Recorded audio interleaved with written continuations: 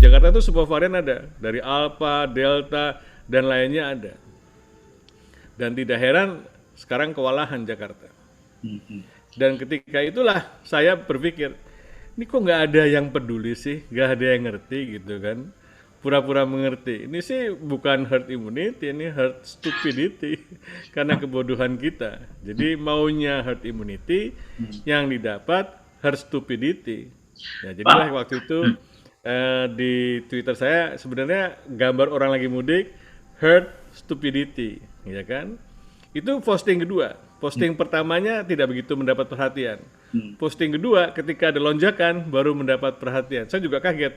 Wah, sekarang menjadi perhatian yang luar biasa. Ya semuanya mengakui dan gak ada sedikit yang berkeberatan dengan istilah itu dan menganggap terlalu keras gitu kan. Tapi banyak yang mendukung mengatakan bahwa ya itulah sesungguhnya masyarakat kita dan pemerintahan kita. Jadi Ada keluhan nggak Pak dari pejabat pemerintah ke Bapak Pak terkait penggunaan istilah itu? Ada Pak Pandu, Mbok ya jangan terlalu. saya kan tidak pernah berkomunikasi dengan pejabat. Oh. Ya jarang lah. Kecuali ke Menteri Kesehatan. Menteri Kesehatan nggak pernah nanya gitu-gitu, tidak pernah mengomentari sosmed saya. Dia kalau bertanya tentang masalah-masalah pandemi gitu kan, bukan masalah kritikan saya gitu. Jadi lebih fokus ke isu-isu yang sebenarnya. Oke, Pak Pandu, terkait saya mau ini dulu ke lonjakan Lebaran ini kan disebutnya klaster Lebaran gitu ya.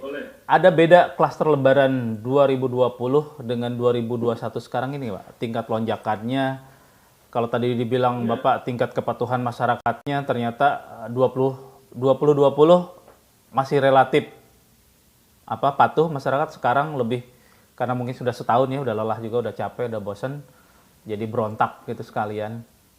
Karena kita lihat juga tuh Pak Pandu ya, waktu jalan yang para pengemudi sepeda motor kan nyaris bikin anarkis tuh kan.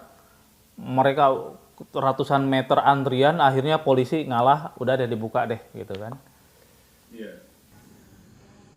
Ya itulah, karena kesalahan fatal yang kita lakukan adalah saya mengambil posisi sebagai pemerintah sekarang nih ya, tidak mengajak masyarakat.